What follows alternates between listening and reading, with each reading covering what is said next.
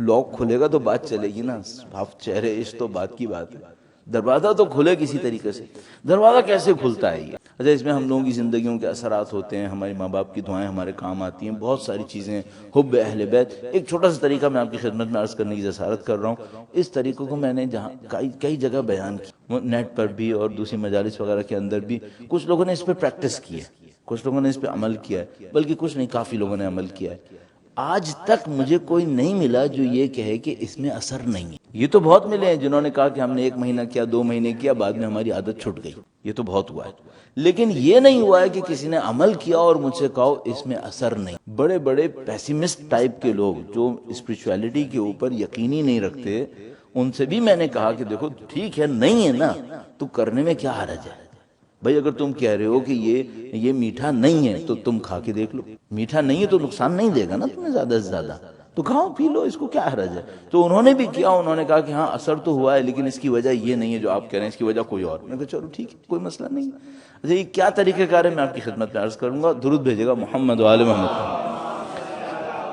محمد و آل محمد۔ اچھا، خوبی ہم لوگوں کے پاس یہ ہے کہ ہمارے پاس اس گزشتہ کے، جیسے یاد گزشتگان جس کو ہم لوگ کہتے ہیں، اس زمانے کی کچھ نشانیاں چل رہی ہیں، پچھلے زمانے کی کچھ نشانیاں چل رہی ہیں۔ ایسی آپ کی توجہ دلانے کے لیے عرض کر رہا ہوں، تھوڑا سا اس میں مزاح بھی ہو جائے گا۔ آپ نے کبھی دیکھا ہوگا، آپ گاڑی چلا رہے ہوں، پاکستان اور ہندوستان میں تو بہت زیادہ ہوتا ہے، کچھ مانگنے والے آ جاتے ہیں اور جا کے وہ نوک کرتے ہیں، اور آپ ان کو کیا کہتے ہیں؟ پتہ نہیں آپ کے یہاں کیا کہتے ہیں ایگزیکٹلی؟ ہم کہتے ہیں معاف کرو، صحیح۔ البتہ معاف کرو وہ کم سے کم حکم کے انداز میں کہتے ہیں۔ اچھا، یہ معاف کرو کیوں کہتے ہیں؟ میں نے کون سی غلطی کی ہے؟ معاف کرو کا ہے نا، معافی آپ کب کہتے ہیں معاف کرو؟ معاف کرو اس وقت کہتے ہیں جب میں نے کوئی غلطی کی ہو۔ اچھا، نوک کس نے کیا ہے؟ اس نے کیا ہے۔ اور معافی کون مانگ رہا ہے؟ میں نے کون سی غلطی کی ہے بھائی؟ میں نے کیا غلطی کی ہے؟ اچھا، معاف کرو تو کہتا ہوں، لیکن معافی مانگنے کے لیے ایک لہجہ بھی تو چاہیے ہوتا ہے، اور لہجہ میرا کیسا ہوتا ہے؟ یعنی میرے معاف کرو کا ٹرانسلیشن دفع ہو جاؤ میں بہت دور نہیں ہے، لیکن ہے معاف کرو۔ لہجہ یہ ہے کہ بھاگ جاؤ، لیکن جملہ یہ ہے کہ معاف کرو۔ یہ کیا کہانی ہے؟ یہ لہجہ جدید دور کا ہے اور لفظ پرانے وقتوں کا ہے۔ جو پرانے وقت کیا تھا؟ پرانا وقت یہ تھا کہ اگر کسی نے آپ سے کچھ مانگ لیا تو گویا اس نے اپنی عزت آپ کے حوالے کر، اور اگر آپ صاحب عزت ہیں تو آپ کو دینا ہے، اور اگر آپ نہیں دے رہے تو اس کا مطلب یہ ہے کہ اب آپ اس کے سامنے شرمندہ ہو گئے۔ پچھلے زمانے میں یہ تھا، مانگتے نہیں تھے، اگر مانگ لیا تو اس نے گویا اپنی عزت آپ کے قدموں میں رکھ دی۔ آپ صاحب عزت ہیں تو آپ کی ڈیوٹی کیا ہے؟ آپ کی ڈیوٹی یہ ہے کہ آپ اس کی رسپیکٹ کریں اور کچھ نہ کچھ دے دیں، ٹھیک ہے؟ اور اگر آپ نے نہیں دیا تو سمجھا جائے گا کہ بھئی آپ تو بہت ہی بڑی بے عزتی کر گئے۔ تو گزشتہ زمانے کے دستور سے جو چلا آ رہا تھا، اس کا جواب کیا تھا؟ اگر کسی نے مانگا اور میں نہیں دے سکا تو میں اس سے کیا کہتا تھا؟ بھائی مجھے معاف کرنا، میں نہیں کر سکتا۔ اب یہ تو سارا نکل گیا، معاف کرو رہ گیا۔ معاف کرو کا لہجہ جدید دور کا ہے اور لفظ پرانے دور کا۔ یہ ہمارے ساتھ بہت ہوتا ہے کہ ہم نئے اور پرانے کو لے کے چل رہے ہوتے ہیں اور پرانے کا کوئی فٹ پرنٹ باقی رہ جاتا ہے، تو معاف کرو رہ گیا ہے ابھی بھی۔ اس طرح اسپرچویلٹی کے کچھ فٹ پرنٹس ہمارے اندر رہ گئے ہیں ابھی، اور یہ اچھا ہے کہ ابھی کچھ بچ گیا ہے، ورنہ اگر یہ بھی نکل جاتا ہاتھ سے تو نہیں معلوم پھر کیا ہونا تھا۔ ان میں سے ایک چیز، بڑی عالی شان چیز جو ہمارے درمیان بچ گئی ہے، رہ گئی ہے، وہ بی بی کے نام کی تسبیح۔ درود بھیجے گا ان کے نام گرامی پر، صلی اللہ علی محمد آل محمد۔ یہ بڑی عظیم الشان چیز ہے جو ہمارے درمیان رہ گئی ہے، لیکن بالکل معاف کرو کہ لہجے کی طرح رہ گئی ہے۔ یہ تسبیح ہم کتنی دیر میں پڑھتے ہیں؟ دیر سویر کیا، میں آپ سے پوچھوں کتنے سیکنڈ میں پڑھتے ہیں؟ تو میں نے اندازہ لگایا ہے، جس زمانے میں ایسی حرکتیں غلط قسم کی کرتا تھا، میں نے اندازہ لگایا کہ لوگ 15 سے 20 سیکنڈ کے اندر تسبیح پڑھ لیتے ہیں۔ اچھا، اب یہ جو تسبیح ہے، اس میں اللہ، اللہ اکبر، اللہ ایک ورڈ ہے، اکبر ایک اور ورڈ ہے، ٹوٹل ملائیں تو آپ کے پاس 200 ورڈز بنیں گے، ٹھیک ہے نا؟ اللہ اکبر 34 ٹائمز تو 68 تو یہی ہو گئے، پھر باقی کو کر لیں تو 200 ورڈز آپ کے پاس بنیں گے۔ اچھا، 200 ورڈز کو اگر آپ 20 سیکنڈ میں پڑھ رہے ہیں تو پر سیکنڈ کتنے ہو رہے ہیں؟ 10 پر سیکنڈ 10۔ اسپیڈ اگر میں اس اسپیڈ کو مائک پہ بولوں تو انسلٹ سے کم نہیں ہوگا۔ اور اب سوچیں کہ خدا کا شکر ہے ہماری تسبیح پڑھتے وقت فرشتوں کے سوا کوئی نہیں سن رہا ہے، ورنہ ٹھیک ٹھاک انسلٹ۔ آپ ایک سیکنڈ میں 1 سیکنڈ کے اندر 10 لفظ بولوں تو آپ سوچئے نہ اللہ ہے نہ اس میں اکبر ہے، یہ کچھ اور ہی ہے، ایک فر فر کی ایک آواز ہے جو 20 سیکنڈ تک آتی رہے گی اور معاملہ ختم ہو جائے گا۔ اس تسبیح نے اثر کرنا ہے کیا؟ پہلا اسٹیپ یہ کر لیجئے، آپ یہ سوچ لیجئے کہ بھائی یہ تسبیح ہے، اس میں 200 ورڈز ہیں، میں نے اس کو تھوڑا سا سکون سے پڑھنا ہے۔ اپنے اوپر واجب دے دیں، ذمہ داری ڈال دیں کہ میں نے اس کو 2 منٹ میں پڑھنا ہے، جلدی نہیں کرنی۔ مثلا کسی سپیڈ سے پڑھنا ہے، جیسے ایسے اللہ اکبر اللہ اکبر اللہ، کم سے کم اتنی سپیڈ پہ لے آؤں، وہ جو ایک دم BMW چل رہی ہے پیچھے، یہ سب تسبیح کے ساتھ یہ مذاق ختم ہونا چاہیے۔ اب وقت آ گیا، بہت ہو گئی، اب تسبیح کی سپیڈ کو تھوڑا سا سلو کر لو، پہلا اسٹیپ۔ دوسرا اسٹیپ یہ کیجئے کہ اس میں اللہ کا نام ہے اور اکبر ہے، یہ جو ورڈز ہوتے ہیں یہ کسی چیز کی ریفلیکشن ہوتے ہیں، ورڈز ریالٹی کو ریفلیکٹ کر رہے ہوتے ہیں۔ مثلا میں آپ سے کہتا ہوں سیل فون، تو سیل فون ایک ورڈ ہے لیکن ریفلیکٹ کر رہا ہوتا ہے اس پیس کو جو آپ کے ہاتھ میں ہے۔ یہ جو اللہ ہے یہ خدا کی ذات جلالہ کو ریفلیکٹ کرنے کے لیے، اور اکبر اس کی کبریائیت کو بیان کرنے کے لیے، صحیح ہے؟ آپ یہ جو ورڈ ریفلیکٹ کر رہے ہیں نا، اس پر تھوڑا سا ایک گلمس ضرور ڈال دیں، کچھ ہے یہاں پر۔ جیسے آپ نے کہا اللہ اکبر، تو سوچئے خدا ہے جس کی کبریائی، تو آپ نے 34 ٹائمز کہنا ہے اللہ اکبر۔ تھوڑی دیر کے لیے اپنے دل کے اندر سوچیں خدا کی عظیم، اس کی عظمت، اپنے دل پہ تھوڑا سا ریفلیکشن لائیں اس کا۔ پھر آپ نے کہنا ہے الحمدللہ، تو آپ سوچیں خدا کی نعمتوں کا شکر، الحمدللہ الحمدللہ، تھوڑا سا سوچ کے ایک آدھ نعمت کو یاد بھی کر لیجئے، جیسے اولاد کی نعمت یاد کر لی، ایمان کی یہ نعمت یاد کر لی، میری باڈی صحیح چل رہی ہے، میں صحیح سالم ہوں الحمدللہ، وہ جو خدا نے عزت دی ہے الحمدللہ، کچھ چیزوں کو یاد الحمدللہ الحمدللہ۔ تیسرا کام ہے سبحان اللہ، یعنی جتنی خرابیاں مجھ سے ہیں اللہ کی ذات پاک و پاکی، خرابیاں مجھ سے، غلطیاں میری ہیں، اللہ کی ذات میں کوئی برائی نہیں۔ تسبیح تھوڑا سا سلو پڑھیں، نمبر 1۔ نمبر 2، جو پڑھ رہے ہیں اس پہ تھوڑا سا ریفلیکشن ڈالیں، اپنے ذہن کو تھوڑا سا اس کی طرف لے کر جائیں۔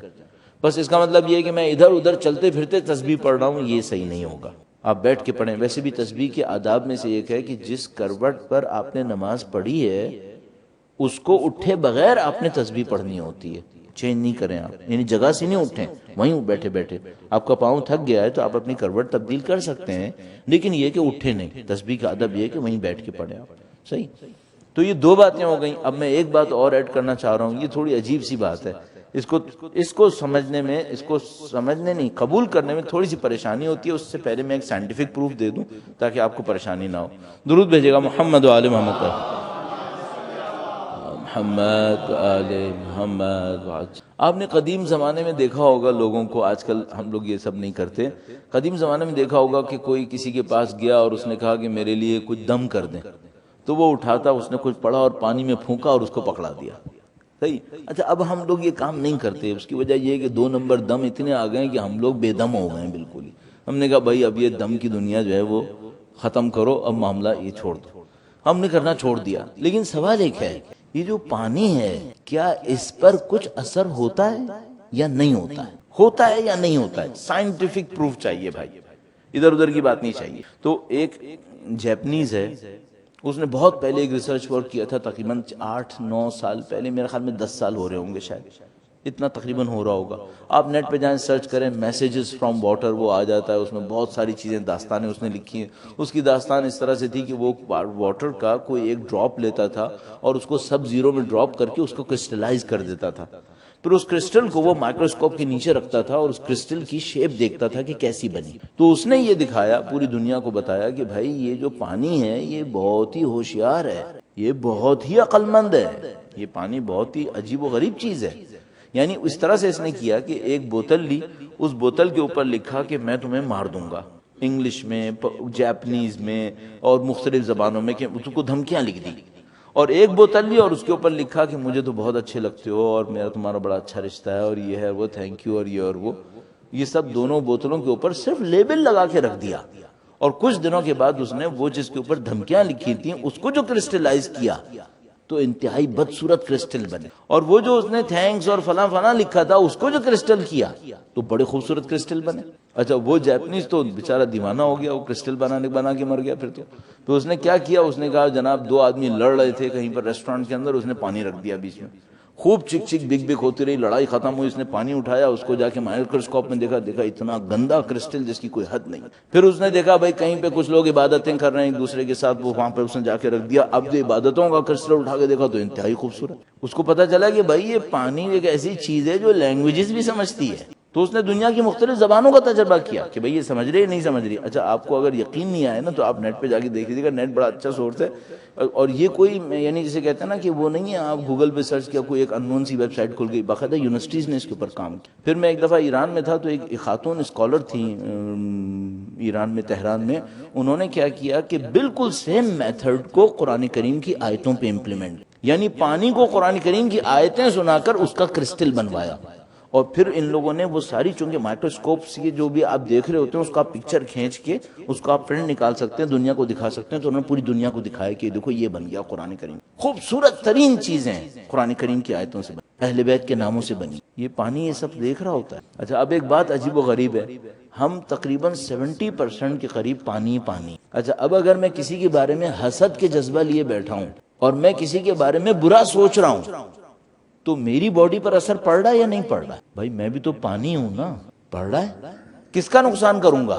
اس کا کچھ نہیں بگڑے گا، وہ پتہ نہیں کہاں بیٹھا ہے، میں اپنے اوپر ظلم کر رہا ہوں، اپنے پانی کا بیڑا غرق کر رہا ہوں، میں 70% خود پانی ہوں۔ صحیح ہے، اس کو آپ تھوڑی دیر کے لیے قبول کر لیجئے اور آپ نیٹ پہ جا کے اس کو سرچ کر لیجئے گا، جو میں نے آپ کی خدمت میں عرض کیا وہ سارا کا سارا تقریباً آپ کو مل جائے گا۔ جاپنی سائنٹسٹ کا نام کافی عرصے سے میرے دماغ میں نے دہرایا نہیں تو میرے دماغ سے نکل گیا، اگر کسی کے ذہن میں ہے تو بعد میں بتائیے گا، لیکن سرچ کرنے کے لیے میں نے آپ کو کی ورڈز دے دیے، یہ آپ جا کے سرچ کر لیجیے گا، فوراً آپ پہنچ جائیں گے، کوئی مشکل نہیں ہو۔ اچھا میں نے جب اس کو پہلی دفعہ دیکھا تو میں نے یہ سوچا کہ میں اپنے ذکر میں جو میں اہل بیت کا ذکر کروں، اللہ کا ذکر کروں، اس میتھڈ کو کہاں استعمال کروں؟ تو میری سمجھ میں یہ آیا کہ بھئی یہ جو میرا بلڈ ہے یہ بھی تو ایک لیکوڈ ہی ہے نا، اور سب سے زیادہ میرے وجود میں، میرے میٹیریل وجود کے اندر جس کی رسائی ہے، جس کی اپروچ ہے وہ بلڈ کی ہے۔ ہماری باڈی میں سوائے ناخن اور بال کی کوئی جگہ ایسی نہیں ہے جس کو اگر آپ نے چھیڑا تو وہاں سے بلڈ نہیں نکلے گا، ہر جگہ سے بلڈ نکلے، سوائے ناخن اور بال، یہ دو جگہیں شاید ایسی ہیں جہاں سے بلڈ نہیں نکلتا ہے، باقی سب جگہ سے بلڈ نکلتا ہے۔ تو پھر مجھے ایک بات سمجھ میں آئی،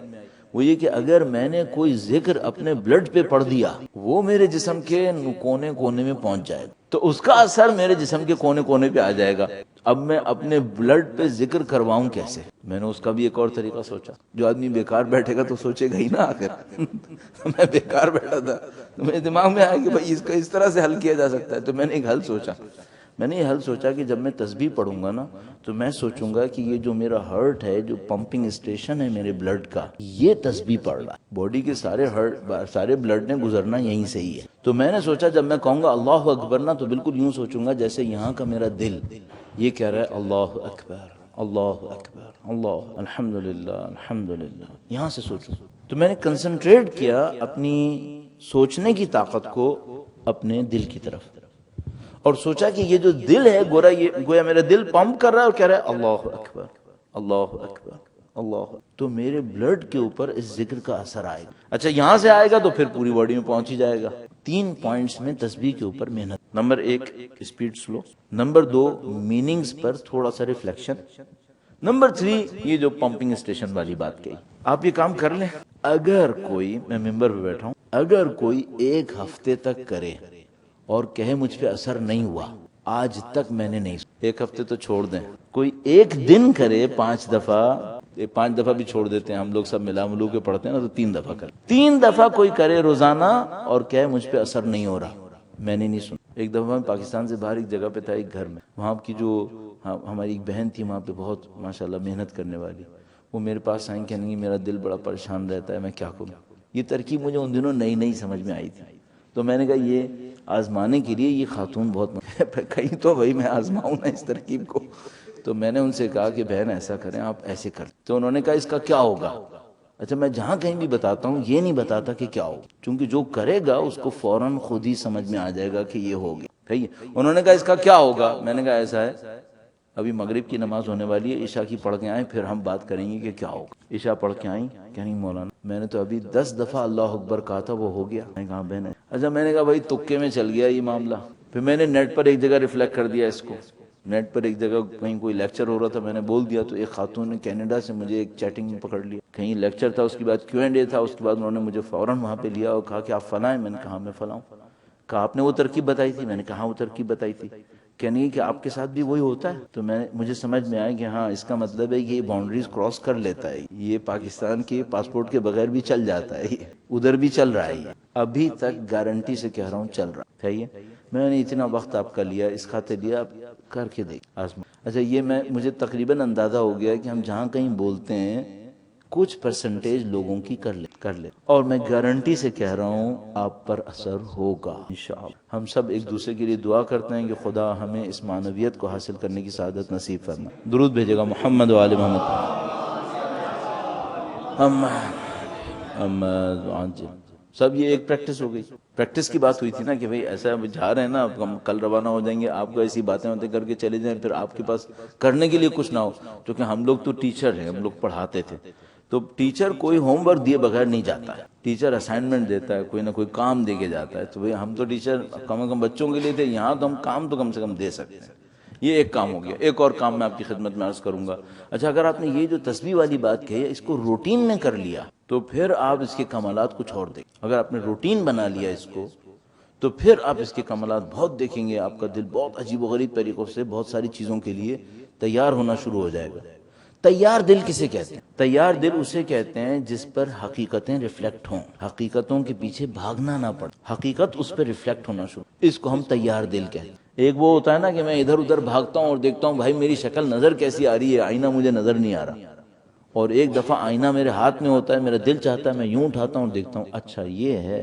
آپ کے پاس دل ایک آئینہ ہے، حقیقت ڈھونڈنے کہیں نہیں جانا چاہیے، یہ یہاں پہ ریفلیکٹ ہونا چاہیے، اس کو اتنا صاف ہونا چاہیے، اصولاً ایسا ہونا چاہیے۔ ہم لوگ نہیں کر پائیں یہ اللہ کی مرضی، ہمارا ارادہ اللہ کے اوپر بعد میں چھوڑوں، پہلے تو اپنی مصیبت ہے ہماری، تو خدا توفیق دے ہی دیتا ہے۔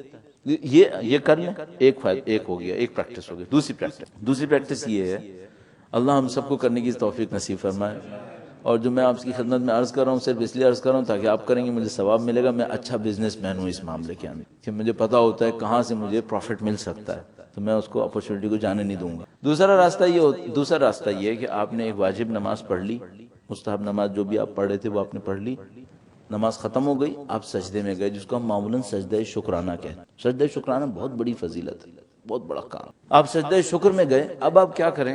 آپ کا ویژن تو بند ہو گیا، اب آپ کو دنیا کی اور کوئی چیز نظر نہیں آ رہی ہے سوائے کارپیٹ کے، اگر آپ گھور کے دیکھنے کی کوشش کریں تو شاید نظر۔ اب آپ کا جب آنکھیں بند ہو گئی ہیں، اب آپ اپنے دل کو کھولیں اور آپ اپنے خدا سے گفتگو کرنا شروع کریں، 1 to 1 آپ کی اپنی زبان میں، جس میں آپ کو آسان، جو بھی زبان ہے، آپ کوئی بھی زبان ہے آپ کی، اللہ کے، یوں سوچیں آپ کھڑے، خدا کھڑا ہے، آپ نے خدا سے 1 to 1 گفتگو کرنی ہے۔ کوئی غائب کا صیغہ استعمال نہیں کیجیے گا، تھرڈ پرسن استعمال نہیں کیجیے گا، وہ ہے جو نہیں، وہ نہیں، وہ سامنے کھڑا ہے، تم کہو، آپ کہو، اے خدا کہو، کیونکہ وہ سامنے، غائب کیوں لے رہے ہو؟ حاضر سمجھو۔ آپ سجدے میں جائیں اور خدا کو سمجھیں کہ حاضر ہو گیا، اب گفتگو کرو، بات کرو۔ اچھا اب کوشچن یہاں پہ یہ آتا ہے کہ بھائی بات کریں کیا؟ بزنس پارٹنر سے تو بزنس کے بارے میں بات ہو، اور کوئی ہوتا ہے تو اس سے کچھ اور باتیں ہوتی ہیں، اس سے کیا بات کرنی؟ اس سے جو دل میں آ رہی ہے نا وہ کہہ دیں۔ آپ کوئی تکلیف ہے؟ بولے، کیا تکلیف ہے آپ؟ کچھ چاہیے آپ کو؟ بولیں۔ اچھا شروع میں آپ پینسل، بٹن اور جوتے سے لے کے پتہ نہیں کیا کچھ مانگنے کی کوشش کریں گے، بعد میں آپ کو خود ہی سمجھ میں آ جائے گا کہ اللہ سے یہ سب چیزیں مانگنا بہت چھوٹی بات ہو، کوئی بڑی چیز مانگنی۔ آپ شروع کریں، گفتگو کرنا شروع کریں۔ اچھا ممکن ہے کوئی مجھ سے، کبھی کسی نے مجھ سے کہا کہ بھائی یہ سمجھ میں ہی نہیں آتا کہ اس سے گفتگو کرنی کیا ہے اللہ سے، تو میں کہتا ہوں کہ یہی کہہ دو خدا سے کہ خدا میں ایسا نکما ہوں کہ میں 50 سال سے زندگی گزار رہا ہوں، مجھے تجھ سے بات کرنی نہیں آئی، جبکہ مجھے پتا ہے میں نے جانا تیرے ہی پاس ہے، انا للہ و انا الیہ راجعون۔ گفتگو کریں اس سے، آپ کو جو دکھڑے ہیں، درد، تکلیف ہے، بولیں کہ خدا مجھے یہ تکلیف ہے، پھر آپ کو خود سمجھ میں آئے گا کہ بھائی یہ تکلیف بہت چھوٹی تکلیف ہے، کوئی بڑی تکلیف بولو۔ مثلاً کوئی مجھ سے کہے کہ مثلاً میں تو چاہتا ہوں معنویت حاصل کروں، خدا سے کہو کہ خدا میں تیرا بندہ ہوں، تیری محبت کے بغیر زندگی گزاروں، یہ کون سی زندگی ہے؟ میں تو تیری طرف آنا چاہتا ہوں، میں پتہ نہیں کہاں کہاں گھوم رہا ہوں، غلط کر رہا ہوں، تو مجھے اپنی طرف بلا لے۔ یہ بول دو اسے، کیا کہنا چاہتے ہیں، جو کہنا چاہتے ہیں کہیں خدا سے۔ کتنی دیر کہیں؟ شروع میں اپنے آپ کو باؤنڈ کریں، 15 سیکنڈ، 30 سیکنڈ، چونکہ آپ کا دل اس جگہ پر جتنا سر اٹھانے کا چاہے گا نا، اللہ جانتا ہے۔ شیطان آپ کو کہے گا بھاگو یہاں سے، کیونکہ یہ جو آپ قریب جا رہے ہیں نا، یہ شیطان کبھی برداشت نہیں کرے گا. شیطان بہت ساری چیزوں پر میرے اور آپ کے صبر کرتا ہے، اس معاملے میں بالکل صبور نہیں ہے. اس معاملے میں یہ شیطان پورا شیطان ہے، کہتا ہے یہاں نہیں ٹکنے دوں گا، کیونکہ اگر یہ دروازہ کھل گیا تو پھر میرا دروازہ بند ہو جائے گا. وہ یہ دروازہ نہیں کھولنے دے گا. آپ کو محنت کرنی پڑے گی. شروع میں آپ سر جھکائیں، سر رکھیں سجدے میں 10 سیکنڈ 15 سیکنڈ باؤنڈ کرنے. آپ کو 15 سیکنڈ سے پہلے سر نہیں اٹھا، آدھے منٹ سے پہلے سر نہیں اٹھاؤں گا. آہستہ آہستہ بڑھائیں. 1 منٹ سے پہلے سر نہیں اٹھا. اچھا 1 منٹ تک کیا کروں گا؟ جو دل میں آئی کروں. زیادہ تر میں کہہ رہا ہوں 3rd پرسن میں گفتگو مت کیجیے، ڈائریکٹ خطاب کیجیے، تاکہ آپ کا اور میرا رشتہ اللہ سے غائب اور غائب کا نہ بنے، حاضر کا بنے. ہم خدا کی بارگاہ میں ہیں تو اس سے غائب کا رشتہ کیوں بنائیں، حاضر کا رشتہ کیوں نہ بنائیں. اس طرح سے آپ کی اور ہماری اسپرچولیٹی کو ایک دھکا لگے گا، آگے بڑھنے کا ایک چانس بنے گا. تو یہ دو اسٹارٹنگ پوائنٹس ہیں. اب دیکھیں اس میں کچھ نہیں جائے گا. ایک تسبیح پڑھنے میں کتنی دیر میں نے آپ سے عرض کیا؟ 2 منٹ. 3 دفعہ تسبیح پڑھیں گے آپ کتنے منٹ لگا لیں گے؟ 6 منٹ. کوئی کہے میں بزی ہوں تو 6 منٹ نہیں نکال سکتا. 6 منٹ میں 1 منٹ تو ویسے ہی نکال رہا تھا نا، 20 سیکنڈ کے 3 ٹرپ کر کے.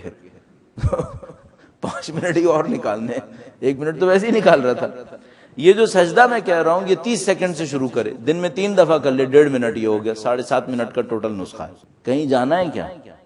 نہیں، کہیں نہیں جانا ہے. وہی جو سجاتے ہوئے بیٹھے تھے وہیں بیٹھے رہے. کہیں بھاگ دوڑ بھی نہیں ہے، کچھ نہیں ہے. اس سے اچھی ڈائٹنگ آپ کو کوئی نہیں ملے گی. اس میں کچھ نہیں کرنا ہے. اور اس میں فائدہ یہ ہوگا کہ آپ کی روح کا جو گناہ کا بوجھ ہے وہ کافی کم ہو جائے. یہ بات آگے بڑھے گی. اچھا یہاں پہ کیا ہوگا، کچھ لوگوں کے اندر اسپرچولیٹی کا پوٹینشیل ہوتا ہے، ان کو پتہ نہیں ہوتا. بالکل ایسے جیسے اسکولز کے اندر ہوتا ہے. کچھ بچوں کے اندر بیس بال کا پوٹینشیل ہوتا ہے. وہ جو بیس بال کا ایکسپرٹ ہوتا ہے وہ سمجھ جاتا ہے اس بچے کے اندر پوٹینشیل ہے، وہ اس کو پک کرتا ہے، اس کے بعد اس کو بہت بڑا کچھ بنا دیتا ہے. کچھ کے اندر ڈرائنگ کا پوٹینشیل ہوتا ہے، آرٹس کا پوٹینشیل ہوتا ہے، اس کو جو آرٹسٹ ہوتا ہے وہ پہچانتا ہے. ہمیں نہیں معلوم کس کے اندر اسپرچولیٹی کا پوٹینشیل، ہمیں نہیں پتا ہوتا. تو ہمارے پاس صرف یہی کام رہ جاتا ہے کہ سب کو اس پروسیس سے گزار دیں، جس میں پوٹینشیل ہوگا وہ خود ہی پک کر لے، وہ خود ہی پک کر لے گا. اور خدا متعال کا وعدہ ہے والذین جاہدوا فینا لنہدینہم سبلنا، جو ہمارے راستے میں کوشش کریں گے ہم یقیناً یقیناً یقیناً ان کی ہدایت ضرور کریں گے. تو اللہ کا وعدہ ہمارے پاس ہے. تو صاحب یہ چند پریکٹسز کی بات ہو گئی. اب میں آپ کی کچھ منٹس اور لے کر وقت کے امام سے تعلق کے چیپٹر میں 1-2 باتیں عرض کروں گا اور آپ کی زحمت تمام کروں گا. درود بھیجے گا محمد و آل محمد. ایک مشورہ اور دیتا چلا جاؤں آپ کی خدمت میں، وہ یہ ہے کہ میں نے یہ فیل کیا ہے کہ جب ہم لوگ سن رہے ہوتے ہیں نا تو ہمارے دل پہ ایک اثر ہو رہا ہوتا ہے، اور یہاں سے باہر گئے اور معاملہ ختم. اس کا علاج کیا ہے؟ اس کا علاج مجھے یہ سمجھ میں آیا کہ یہیں بیٹھے بیٹھے فیصلہ کر لو. کیونکہ اگر آپ نے فیصلے کو بعد کے لیے چھوڑ دیا تو بعد میں آپ کا یہ انوائرمنٹ ختم ہو جائے. ابھی جو دل پہ اثر ہے نا، آپ ابھی فیصلہ کر. یہ سید الشہداء کے نام کے صدقے میں، اہل بیت کے نام کے صدقے میں ایسا ہوتا ہے کہ یہاں پہ اثر ہو رہا ہو. آپ ابھی ان 2 پریکٹسز میں سے اپنے نفس کے ساتھ کچھ وعدے کر لیں کہ آپ نے کرنا ہے یا نہیں کرنا، اور حتی الامکان کرنے کی کوشش کر لیں. چونکہ اس میں آپ کا زیادہ کچھ جائے گا نہیں، نہ وقت جا رہا ہے نہ پیسہ جا رہا ہے. اس میں کوئی بھی ایسی چیز جانے والی نہیں ہے، چانس آنے کا ہی ہے. تو اتنے بڑے بزنس مین تو ہم اور آپ سب ہیں کہ اگر آنے کا چانس ہے تو پھر کوئی مسئلہ نہیں، جانے کا ہے تو پھر پرابلم ہے. تو اس پہ آنے کا چانس ہے، جانے کا کوئی مسئلہ نہیں ہے اس کے اندر، تو آپ اس کو ٹرائی ماریں. اب وقت کے امام کے حوالے سے میں کوشش یہ کر رہا ہوں کل بھی اور آج بھی کہ بہت کوئی فلسفیکل باتیں کی نہ جائیں جو مجھے آتی بھی نہیں ہوں گی شاید. تو بالکل عام سی باتیں کی جائیں، ان سے کچھ نتائج لے لیے جائیں. تو میں آپ کو ایک واقعہ سناتا ہوں. واقعہ سننے میں آسان ہوتا ہے، یاد رکھنے میں بھی بہت آسان ہوتا ہے. اور جو فلسفیکل باتیں ہوتی ہیں وہ سننے میں بڑی مشکل ہو جاتی ہے. انسان اگر خاص کر کھائے کے بیٹھا ہو تو پھر تو سننا بہت ہی مصیبت ہو جاتا ہے.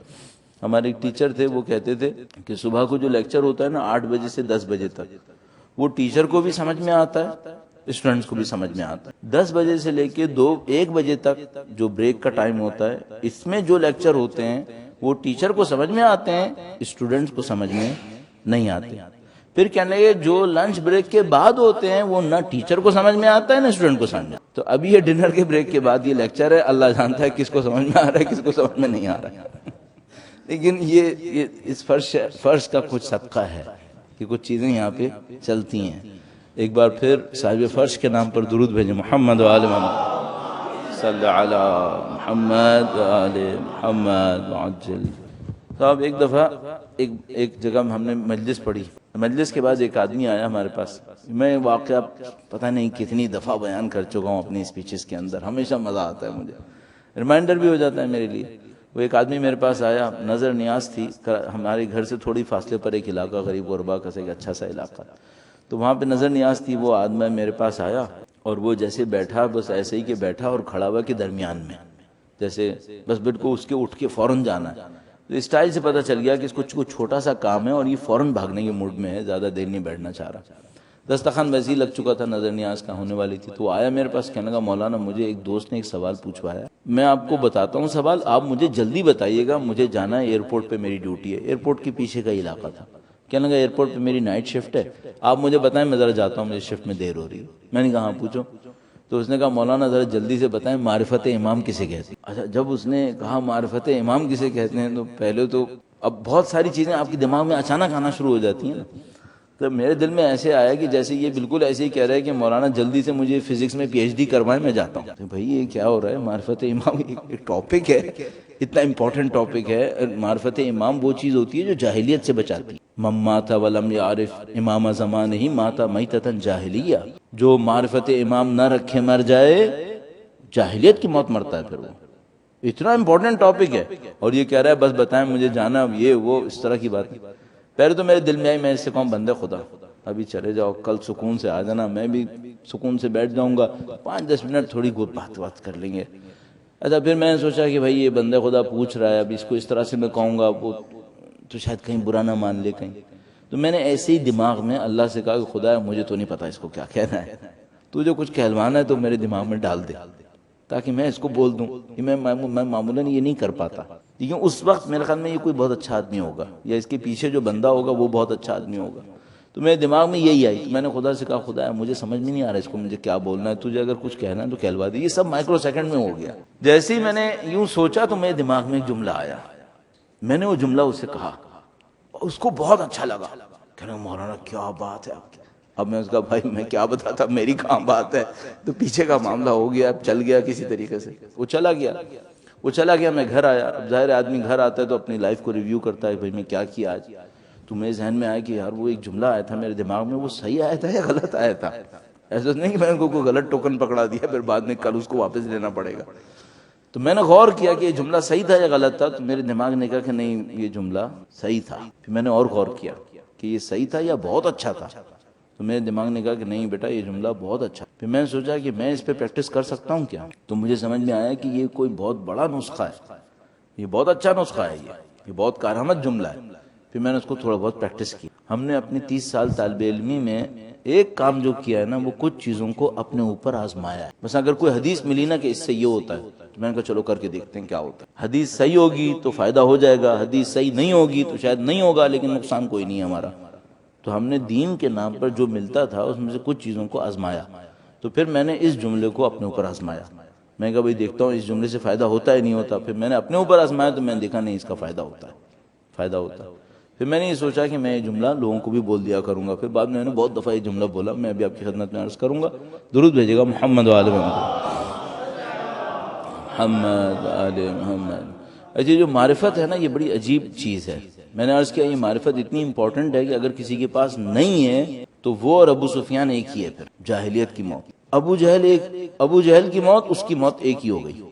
جاہلیت کی موت کیپٹل پنشمنٹ, موت سے بڑھ کر سزا ہی ہے. اس کے بعد میں نے سوچا معرفت اگر واقعا معرفت ہو, جیسے مثلا اہل بیت کے اصحاب کے پاس تھی, وہ ہمارے پاس آ سکتی ہے کیا. یہ تم مثلا حضرت سلمان فارسی کے پاس کوئی معرفت تھی, حضرت ابو ذر کے پاس کوئی معرفت تھی, حضرت میثم عمار کے پاس کوئی معرفت تھی, اس کا کوئی چانس ہے.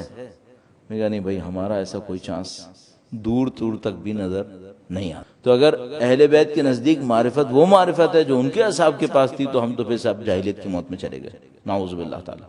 پھر مجھے اندازہ ہوا کہ نہیں ایسا نہیں ہوگا. وہ تو پھر انگلیوں کے اوپر گننے والے 15-20 ہوں گے, 10-15 ہوں گے, تاریخ میں شاید 30-40 ہو جائیں گے. 313 ہوتے تو ظہور نہیں ہو چکا ہوتا, تو بہت کم لوگ ہوں گے. پھر میں نے کہا یہ نہیں ہو سکتا. پھر میرے ذہن میں ایک اور بات آئی, وہ یہ کہ وہ جو ہمارے پاس کارڈ تقسیم ہوتا ہے جس میں لکھا ہوتا ہے امام کی ولادت کب ہوئی, شہادت کب ہوئی, دشمن کون تھا, روزہ کہاں پر ہے, بچے کتنے تھے, اس کو معرفت امام کہہ سکتے ہیں کیا. مثلا اگر میں اس کارڈ کو رٹ لوں تو معرفت امام پوری ہو گئی میری. میرا دل نے کہا کہ نہیں یار یہ معرفت امام کوئی ایسی کوئی میمورائز کرنے والی کوئی چیز نہیں ہے, یہ کچھ اور معاملہ ہے. نہ وہ ٹاپ پر ہے اور نہ اتنا باٹم ہے, کہ بھئی صرف یہ کارڈ ہے جو میمورائز کرو، تو یہ تو زیادہ تر لوگوں کو یاد بھی نہیں ہے. مثلا واقعا مجھے یاد نہیں آئے گا کہ مثلا ساتویں امام کی شہادت کس سال میں ہو، یاد نہیں آتا ہے بعض اوقات. شاید پانچویں چھٹے تک یاد آتا رہے، لیکن ساتویں امام کا مشکل ہو، آٹھویں امام کا شاید یاد آ جائے، پھر نویں امام کا یاد نہیں آتا، مشکل ہو جاتی ہے. تو یہ تو معرفت نہیں ہو سکتی. اب اس جملے پہ آتا ہوں. بہر اس جملے جب میں اس بندے خدا کو جواب دینے لگا تو میرے ذہن میں یہ آیا کہ میں نے اس سے عرض کیا، دیکھو بردر، اپنے امام کی پسند اور ناپسند کو پہچان، یہی معرفت. اپنے امام کی پسند اور ناپسند کو پہچان، یہ معرفت. تمہیں یہ پتا ہونا چاہیے میرے مولا کو کیا پسند ہے، کیا پسند نہیں. تو میں اہل معرفت. چلیں صاحب، جملہ ہو گیا. پھر میرے ذہن میں آیا کہ اس پہ عمل کیسے ہوگا. یہ عمل تو کوئی مشکل کام نہیں ہے، یعنی میتھڈ آسان ہے، پریکٹس مشکل ہے. میتھڈ آسان ہے. میتھڈ کیا ہے؟ میتھڈ یہ کہ جب بھی کوئی کام کرنے لگوں اپنے آپ سے ایک سوال کروں، یہ میرے امام کو پسند ہے تو کروں گا، نہیں پسند. اس سے آسان طریقہ مجھے ابھی تک سمجھ میں نہیں آیا. سادہ ترین کام، بھائی مجھے ٹوپی لگانی ہے نا، میں ٹوپی لگا کے آئینے کے سامنے کھڑا ہوں، دیکھ رہا ہوں کیسی لگ رہی ہے. اپنے آپ سے پوچھوں یہ ٹوپی لگانا امام کو پسند ہے؟ پسند ہے تو کر لو، نہیں پسند اتار. گھڑی پہن رہا ہوں، پوچھوں اپنے دل سے کہ جو میں گھڑی پہن رہا ہوں یہ گھڑی پہننا امام کو پسند ہے؟ پسند ہے تو پہنوں گا، نہیں پسند تو نہیں. آپ اپنی زندگی میں یہی کر لیں. جو بھی کام کرنے لگیں تھوڑا سا بریک لیں، پوچھیں یہ امام کو پسند ہے. آپ کوئی خرچہ کرنے والے ہیں، اپنے آپ سے پوچھیں امام کو پسند. کم سے کم اتنا ہو کہ ناپسند نہ ہو. بھئی کچھ چیزیں ایسی ہوتی ہیں جن کا سمجھ میں نہیں آتا پسند ہے یا نہیں ہے. میں ایک گاڑی خریدنے والا ہوں، مجھے نہیں پتا امام کو پسند ہے یا نہیں ہے، لیکن کم سے کم کیا ہو، ناپسند تو نہ ہو کم سے کم. بھئی آپ کا بچہ آتا ہے آپ کے سامنے ایک لباس کے اندر، کہتا ہے بابا کیسا لگ رہا ہوں؟ ٹھیک لگ رہا ہو، یعنی نہ پسند ہے نہ ناپسند ہے، ٹھیک ہے، بیچ کا ہے. پھر ایک دفعہ کچھ پہن کے آتا ہے، آپ کہتے ہیں بیٹا یہ تو تھوڑا سا عجیب سا لگ رہا ہے، اس کو کچھ کر لو. اگر آپ کو کسی کام کے پیچھے لگے نا کہ میرے مولا کہیں گے یہ اچھا نہیں لگ رہا ہے، وہ آپ مت کریں. اسٹارٹنگ پوائنٹ یہاں پر. اپنے ہر کام کو ایویلیویشن کریں اپنے دل میں اپنے امام کی یاد کو لا کر، اور اپنے آپ سے پوچھیں یہ امام کو پسند آئے گا.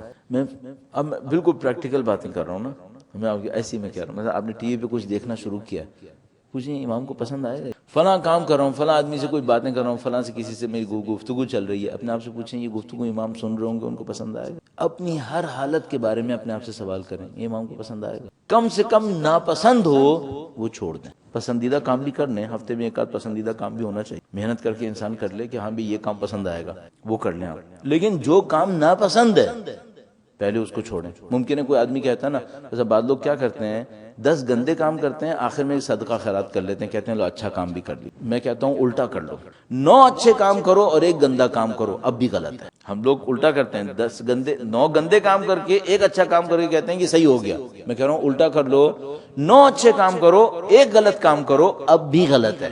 اس کے مقابلے میں کیا کرو، وہ 9 اچھے کام مت کرو اور غلط بھی مت کرو. غلط کام چھوڑو سب سے پہلے. کیوں؟ اس کی وجہ ہے. غلط کام چھوڑو سب سے پہلے. کیا وجہ کیا ہے؟ میں اس طرح سوچتا ہوں اللہ آپ کے والدین زندہ ہیں تو ان کو صحت سلامتی نصیب فرمائے. دنیا سے گزر گئے تو ان کے تمام اعمال کی قبولیت خدا متعال ارشاد فرمائے انشاءاللہ. میں اپنی طور پہ سوچتا ہوں میری والدہ حیات، میں ان کو دن میں 9 دفعہ کال کروں اور ان کو اچھی دعائیں کہوں اور ان سے اچھی دعائیں لوں، اور سونے سے پہلے ایک دفعہ کال کر کے ان کو ڈانٹ دوں. صحیح ہے؟ ایک دن میں یہ کر دوں، دوسرے دن میں یہ کام کر دوں، تیسرے دن وہ مجھ سے کہیں گے بیٹا ایسا ہے. نہ وہ 9 پازیٹیو کرو نہ یہ ایک نیگیٹو کرو. اگر میں ان سے کہوں نا میں 9 دفعہ آپ کو اچھی باتیں بھی تو کرتا ہوں، تو وہ کہیں گی تمہاری اچھی باتیں اچھی لگتی ہیں، جو بری بات ہے نا یہ بہت بری لگتی ہے. اس کو ختم کرو کسی طریقے سے. 9 اچھی نہیں چاہیے، یہ جو غلط کرتے ہو یہ تو ختم کرو کسی طریقے سے. یہ کیا بات ہوئی؟ 9 دفعہ گفٹ دیتا ہوں، ایک دفعہ تھپڑ مار دیتا ہوں. تو سامنے والا کہے گا بھائی یہ 9 گفٹ مت دو، یہ کم سے کم تھپڑ مارنا تو روکو، یہ کیا ہو رہا ہے؟ آپ امام کے نام پہ اچھے کام کر رہے ہیں، اللہ آپ کو سلامتی دے، برا کیوں کر رہے ہیں؟ غلط والا کیوں کر رہے ہیں؟ غلط سے دل دکھتا ہے. آپ 10 اچھے کام کریں، میں کہہ رہا ہوں 10 نہیں کرو 5 کر لو، لیکن وہ جو سب سے پہلے غلط کام ہے اسے تو چھوڑو کسی طریقے سے، ورنہ باقی اس کا بھی فائدہ نہیں ہوتا. پھر ان کا دل دکھتا رہتا ہے بیچارے کا. بیچارہ کہنا پڑ رہا ہے ہمیں. مجھے تو واقعا ہم لوگوں کو مجھے تو ڈر لگتا ہے بعض اوقات تو ہماری عبادتیں بھی انسلٹ ہوتی ہیں. مجھے تو واقعا خوف آتا ہے بعض اوقات کہ ہماری عبادتیں لگتا ہے اللہ کی بارگاہ میں انسلٹ ہوں گی. کوئی دیکھے گا تو ڈانٹے گا ہمیں. فرشتے کہیں گے تم کیسی عبادتیں کرتے ہو بدبخت لوگوں، نہ تم خدا کو سوچتے ہو، نہ دین کو سوچتے ہو، نہ اللہ کو سوچتے ہو، پتہ نہیں کہاں سوچتے رہتے ہو، نمازیں نہیں پڑھتے رہتے. لیکن جو کچھ بھی ہے غلط کام تو نہ کریں. تو مجھے بات جو سمجھ میں آئی وہ یہ کہ بھائی آپ امام کی پسند ناپسند کو پہچانیں، یہ آپ کی معرفت. دوسرا کام یہ کریں، اس کے اوپر پریکٹس کریں. پریکٹس کیسے کریں؟ اپنے ہر کام سے پہلے اپنے آپ سے پوچھیں یہ امام کو پسند ہے. کم از کم ناپسند کام مت کریں، ناپسند کام مت کریں۔ میں آپ کا بہت وقت لے چکا ہوں۔